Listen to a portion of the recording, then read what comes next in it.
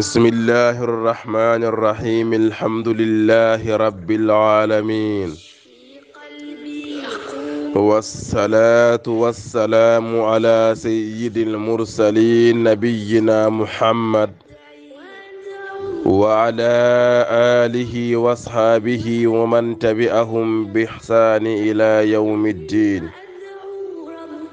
اللهم انفعنا بما علمتنا وعلمنا ما ينفعنا وزدنا علما. السلام عليكم ورحمة الله وبركاته.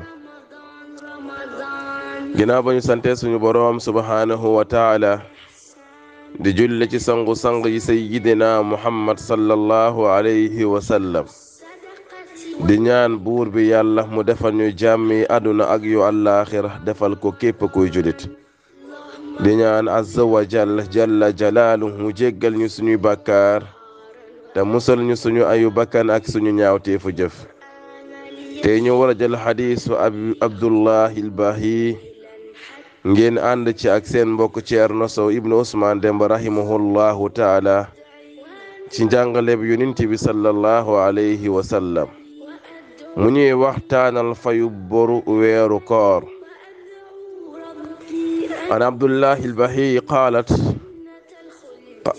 qaalat Aïsa radiyallahu anha mu ne sunu yaayu Aïsa radiyallahu anha nee na maa kuntu aqdi daaw ma nekk di fay sunu yaay Aïsa mu ne daawul nekk di fay maa yakuuna alayya li nga xam ne war na ci man nekk na lu war ci man min ramadan ci boru koor illa fi sha'ban lu dul ne rek ci weeru baraxlu hatta tuufiya rasulullahi sallallahu alayhi wa sallam ba keroog yonent bi sallallahu alayhi wa sallam di génn àdduna.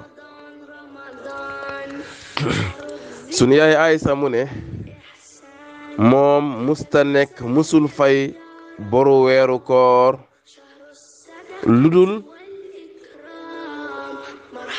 ci weeru baraxlu li nga xam ne moom la amee ci koor gi daawu ko fay ludul ci weeru baraxlu ba yonent bi sallallahu alayhi wa sallam faatu. kon ñu gis ne dagan na nit ki yéex a fay boru weeru kooram fan yi nga xam ne moom la ci am dagan na mu yéex koo fay moo xam dafa am ngànt walla sax amul benn ngànt. waaye tamit du dagan nga yéex a fay sa koor ba beneen koor ñëwaat nga yéex a fay sa kooru daaw ba kooru ren ñëwaat loolu moom du dagan. kon soo amee boru koor su la neexee nga gaaw koo fay su la neexee tamit nga yéex koo fay donte nag gaawe ko loolu mooy li gën. ndaxte suñu Aysa moom nee na daana dund ak Yonent bi sallallahu alayhi wa sallam mu amee ay boru koor du ko fay ba barax lu ñëw mu soog koo fay. ndaxte moom suñu yaay Aysa dafa nekkoon ci soxla Yonent bi sallallahu alayhi wa sallam. ala kulli haalin dagan na nga yéex koo fay dagan na tamit nga gaawe ko waaye nag nga gaaw koo fay loolu moom moo ci gën. haza wa sallallahu wa sallam ala sayyidina wa alihi wa sahbihi